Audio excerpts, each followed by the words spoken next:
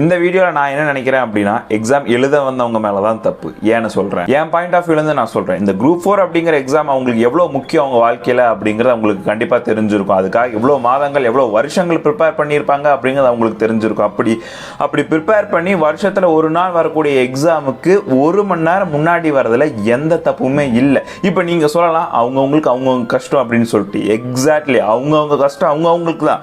இதை போய் நம்ம எக்ஸாம் சென்டர்ல அங்க இருக்கக்கூடிய போலீஸ்காரங்க கிட்டயோ இல்ல உள்ள இருக்கக்கூடியவங்க அங்க இருக்க இன்விஜிலேட்டர் கிட்டயோ நம்ம சொல்ல முடியாது. உங்க கஷ்டம் உனக்கு, அது எனக்கு தேவையில்லை அப்படின்னு நட்டமா தான் அவங்க கேட்பாங்க. நம்ம சைட்ல இருந்து 1000 ரீசன் அவங்க கிட்ட சொல்லாங்க. அதை நீங்களோ நானோ அப்பாவோ அம்மாவோ ஃப்ரெண்டோ வேணா கேட்டுக்கலாமே தவிர உள்ள இருக்கணும் கேட்கணும் அப்படிங்கிற அவசியமே கிடையாது.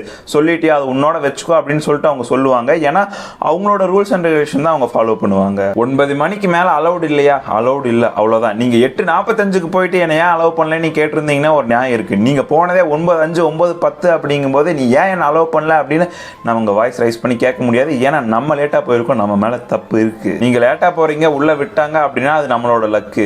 ஆனா இந்த தப்பை யாரும் பண்ணாதீங்க. எனக்கே கஷ்டமா இருக்கு. வருஷ கணக்கில் ப்ரிப்பேர் பண்ணிட்டு அந்த ஒரு நாள்ல போய் என்னால் எக்ஸாம் எழுத முடியல அப்படிங்கும்போது அது பார்க்குற எனக்கே கஷ்டமா இருக்கு. அங்க இருக்கக்கூடியவங்களோட மனநிலை எப்படி இருக்கும் அப்படின்னு புரிஞ்சுக்க முடியுது. ஒண்ணு சொல்றேங்க, எப்பவுமே நம்ம சைடு தப்பு இருக்க மாதிரி நீங்க வச்சுக்காதீங்க. நம்ம மேல தப்பு இருந்தது அப்படின்னா நம்மளோட வாய்ஸை ரைஸ் பண்ணி அந்த இடத்துல கேட்கவே முடியாது. அமைதியாக தான் திரும்பி வர்ற மாதிரி இருக்கும். இனிமேல் இந்த தப்பை எப்பவும் பண்ணாதீங்க.